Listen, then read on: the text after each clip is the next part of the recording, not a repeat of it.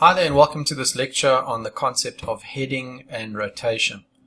So we touched on this a lot in Film School 1, and in this Film School course we're going to be going into the real underlying concepts of heading and rotation, so you have the knowledge to help you when you actually go ahead and create your missions.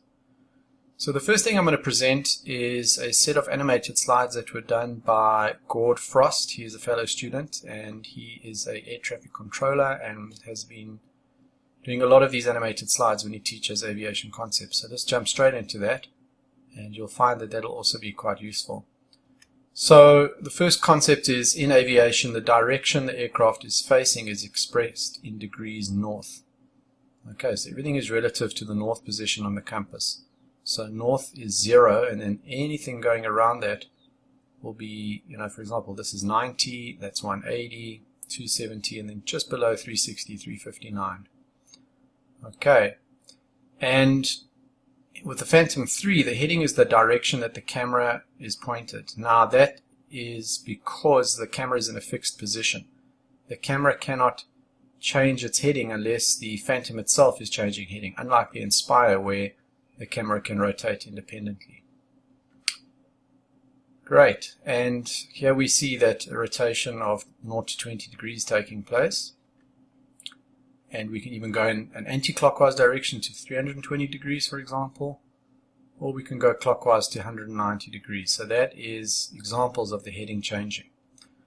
Alright, the next concept is heading versus track. Track, the blue line over here, indicates where the aircraft is traveling over the ground. And the heading, in other words, where the Phantom is facing, and the track are often different. And the heading can change, and that's called rotation. So if your heading changes from waypoint 1 to waypoint 2, that is the rotation, and the track is how it's traveling. Okay, so here we're heading at 90 degrees, which is east, but we're tracking downwards. And then what we've done is we've potentially added another waypoint where the track is still on that blue line, but the heading is now rotating to 210 degrees. Okay, so it's important we have terminology that we all use and we all understand. Heading, the direction where the Phantom is facing, and by default the camera. Track is the path that the Phantom is taking over the ground, and rotation is where your heading changes from one waypoint to the next. And we're going to get into what causes rotation a bit later. Great. Then what we're going to look at is an example where your track is changing. So waypoint to waypoint, your track is changing, but your heading, for example, is fixed. In this case, you would have a fixed heading of 90 degrees, but your track is changing, just to illustrate the concept of the difference between the two. Cool. So the next one is we have a combination. So your track is changing and the heading is changing. So quite an interesting shot there. The heading is doing like a basic rotation and now anti-clockwise, and the track changes. This is coming back to the point of rotation. So here the heading at the beginning of waypoint 1 is 180 degrees, in other words pure south, and then as it heads towards waypoint 2 it's going to be rotating. So there we can see a clockwise rotation. So I hope that helps. That's an excellent and useful set of slides that Gord did. Thank you, Gord. And now we're going to actually look at what all this means on my mobile device. I won't be connected to the Phantom, but I'll be taking you through the various settings. So first thing we do is we switch to GS or ground station. And I'm going to be zooming out and then dropping 2 waypoints on the map to illustrate how this all works. So by default, when you drop your waypoints on the map, they're facing north or 0. That's just the default. Unless you've just done a mission before this where you had another setting and it takes the setting from the previous mission. But on a brand new mission, starting the app from scratch, the default will be north. Okay, so both waypoints are facing north, and you can see the little compass there. Excellent. And then I can play with the heading. Literally by touching the compass and moving my finger around, I can change the heading. So here I'm trying to get it back to 0. Not that easy. And just remember, what you're seeing here is not necessarily what you can do on the hub. The hub sort of will give you the result, but there's a few heading settings that aren't available on the hub and only available on the mobile application. Great, so both waypoint 1 and 2 have a heading of north, which is fine. That's the default position. Then we're going to go into the actual mission settings. And the very first thing on the mission settings is heading mode, right? And we're going to go through each one of them.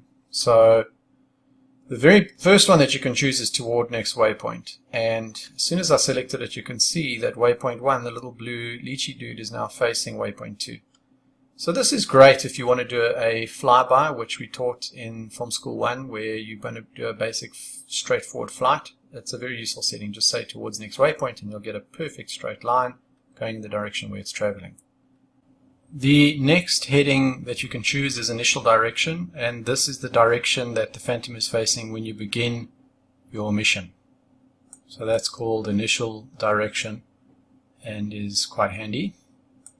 The third one is user control. This means during the flight you can literally change your heading using your left stick. Your left stick controls the yaw axis of your Phantom, and if you take your left stick and move it to the left, your heading will rotate to the left. If you move it to the right, it will rotate to the right, anti-clockwise or clockwise. The other one that's important and we use most of the time is called waypoint defined. So what that means is Lychee is basically accepting, when you select this, it accepts that whatever's happening at the waypoint level will determine the heading. Okay? And that's quite important. So if we go into the actual waypoints, we can manually move them around. So we could, for example, take waypoint 1 and have it looking slightly west. And we can have waypoint 2 maybe looking a little bit towards the east. So what would happen in this case is the mission would understand, hey, you've told me that it's waypoint defined. Cool, I'm going to start off at waypoint 1 looking in that direction. And as I move to waypoint 2, I'm going to transition until I end up looking in that direction. So the heading will rotate from 1 to 2. And remember, when you use waypoint defined, you get a smooth, even rotation. So there's no speeding up or slowing down. The speed at which it will rotate will depend on the length and obviously the speed. So the rotation, if the line was shorter, it would happen a lot quicker, and if it was longer, it would be slower.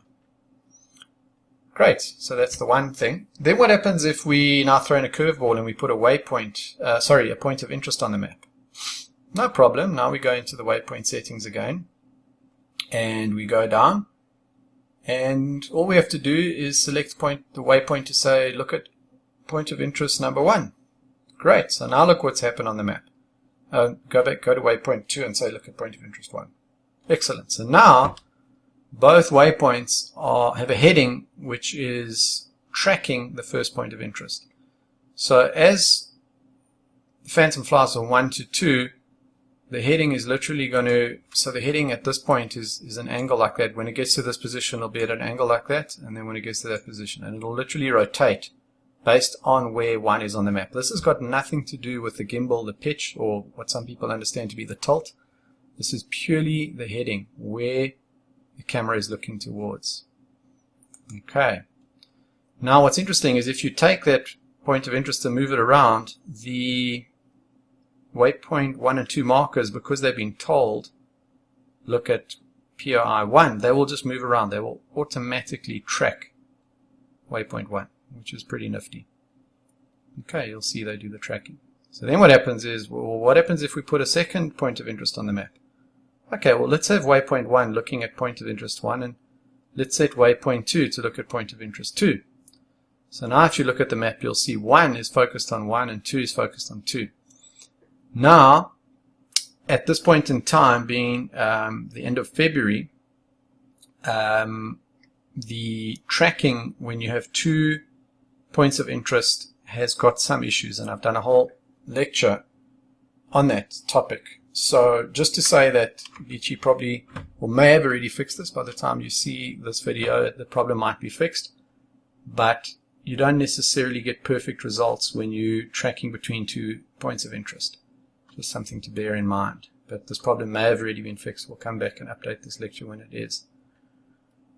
So those are the different ideas behind heading and rotation. Just remember that your heading is where it's facing, and rotation is how it moves from one heading to the other. And that's basically it. I hope that that comes in handy and that is something useful for you when you set up your missions and you try and understand these concepts. Thank you very much.